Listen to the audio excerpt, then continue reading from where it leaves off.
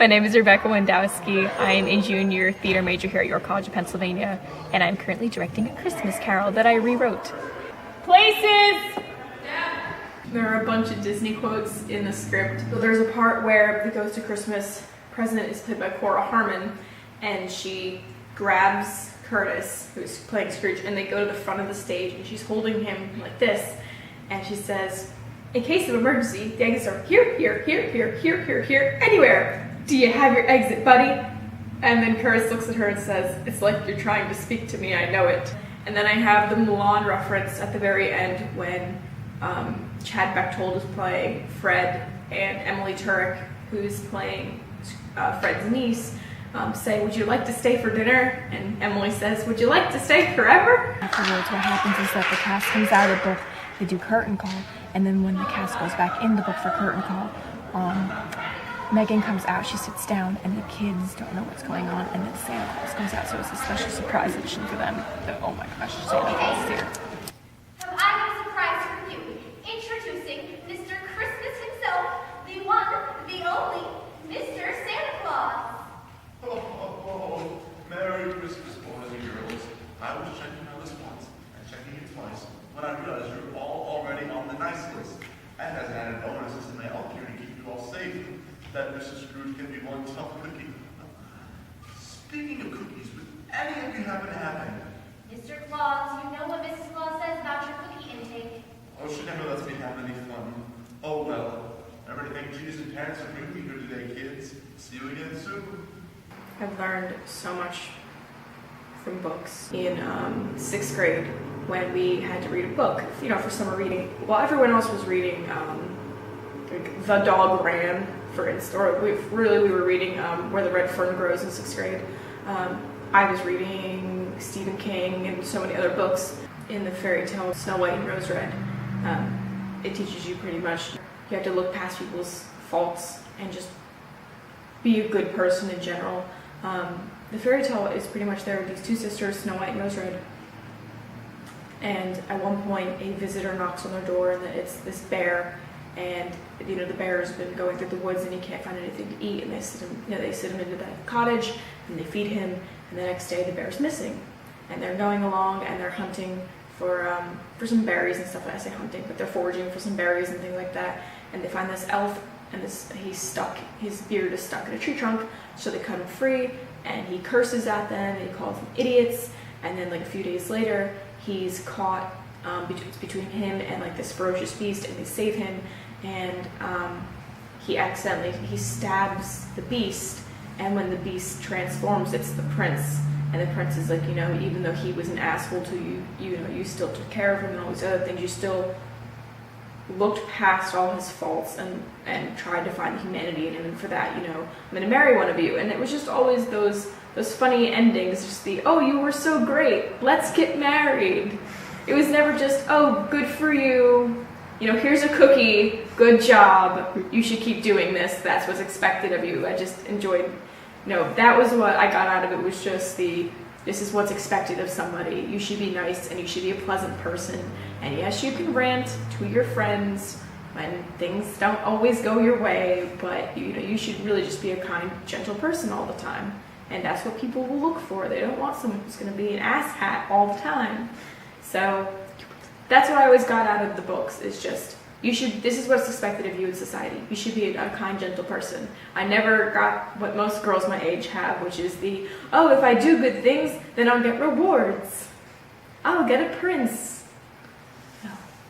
I was pretty much bullied elementary all the way through high school, so books were always my escape. My favorite is The Giver by Lois Lowry, which is about a young boy. He goes through this world, and they live in a perfect society where no one sees in color, like no one has any thought or feeling. You don't get to pick your job. The young boy is assigned the giver, which means he gets to learn the entire secret of why they live in this perfect society and why no one sees in color.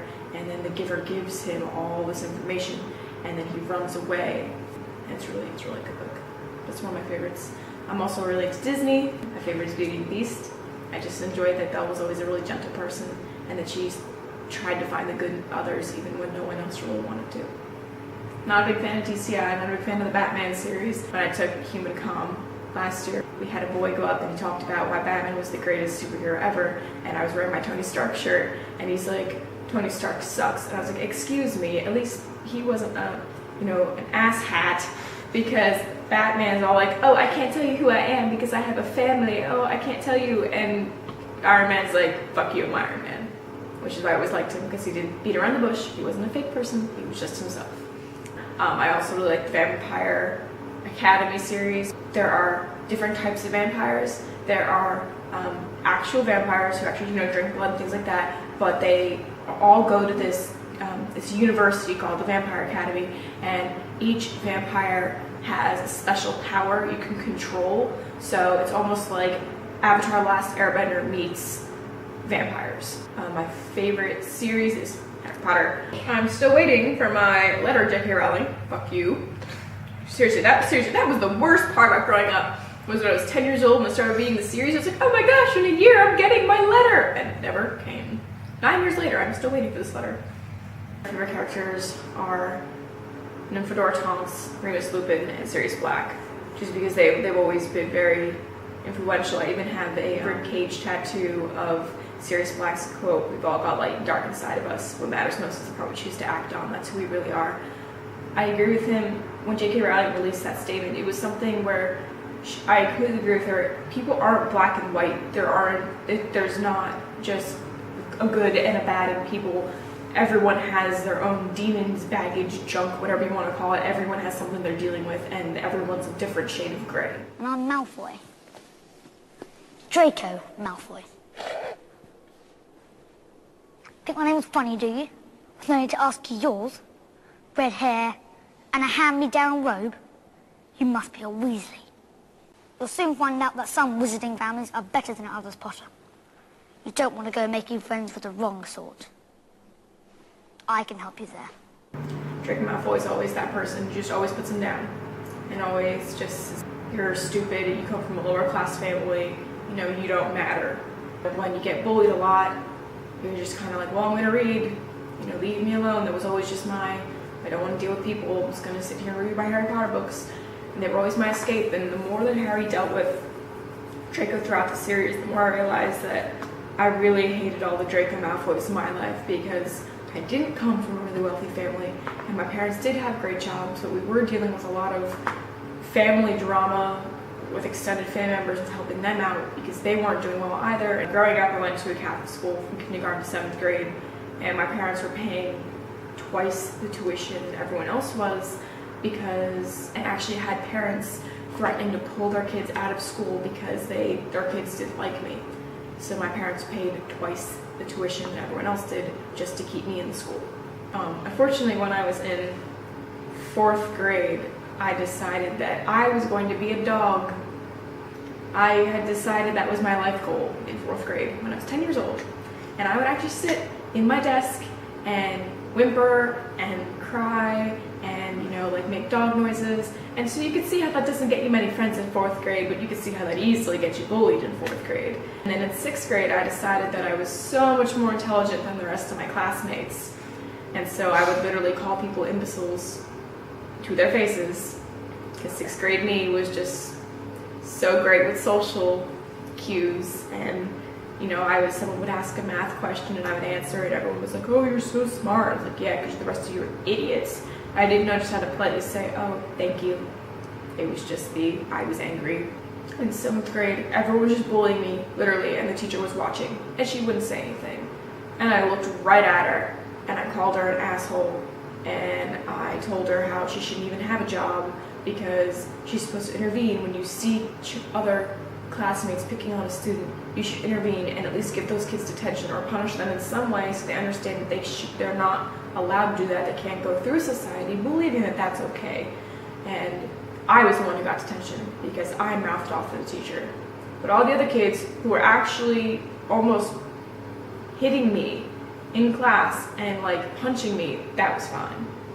So Harry Potter really just got me through a lot of that. It was just a lot of, I learned by 7th grade just to not say anything at all, just keep reading. If I got in trouble, it's like, whatever.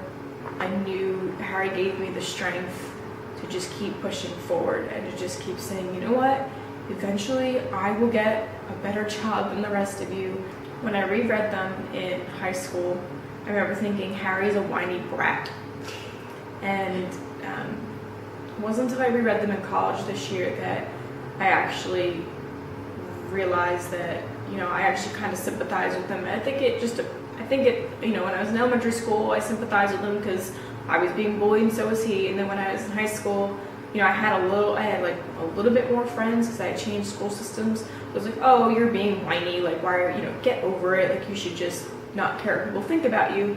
And then when I got to college and I had so many more friends than I could ever, you know, imagine, that I really thought about it and, you know, looked back and was like, wow, like, Harry had to go through so much at a young age and to still just keep going. I don't know how he did it. You know, the best part of that series is whenever Harry actually finally snaps in the books, everyone looks at him like he's got two heads. And you're like, but can we all remember the fact that someone's literally hunting him for the entire 7 books and trying to kill him, and you're all staring at him like he's got 2 heads because, oh, he finally lost it? Like, goodness gracious, I'd lose it too if I was 12 years old and was told, oh, by the way, you have a murderer who's trying to find you. Have fun. Oh, here's all the schoolwork. Have fun. Be normal. Learn from a very early age, life is not fair. But if you have a book that you can get immersed in and just keep pushing through, eventually you'll get through it. As hard as it is.